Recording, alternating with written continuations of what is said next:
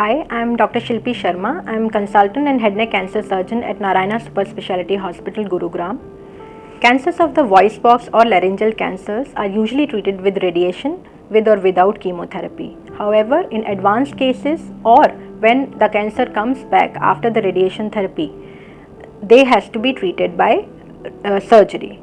Now, surgery is deforming in the sense that it leads to removal of the voice box, and because of that the patient is not able to speak. However, now we have few methods available by which we can restore the voice function and the patient is able to speak again. Now this is achieved by one of the three methods. Now the three methods which are used are: one is the esophageal speech, second is the electrolarynx, and third is the tracheoesophageal puncture voice prosthesis. Now the esophageal speech, what we do that the air in the stomach is used to produce the voice. Patient is taught to do that. So though it looks very simple and it has the advantage of no surgery and there is no cost associated with, the problem is that it is difficult to learn.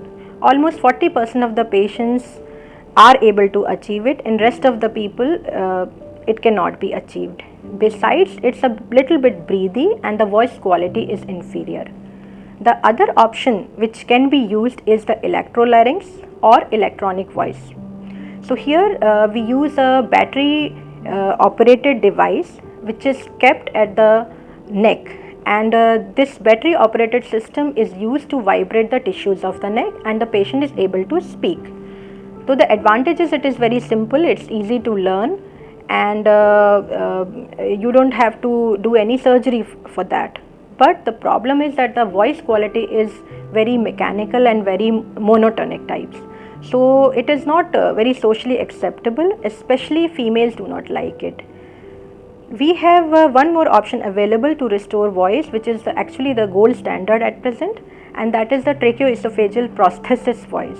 Here we use a small prosthesis which is inserted between the food pipe and the windpipe, and this is done at the time of initial surgery. Sometimes if for some reason the TEP has not been inserted during the initial surgery, we can do it at a later date also using a small surgery. Here the advantage is that the voice produced is very good, it is near normal, and the success rate is also in the upwards of 90%. The only disadvantage of this method is that the prosthesis does not last forever. It has to be changed at regular interval. Otherwise it is a very good method of voice production.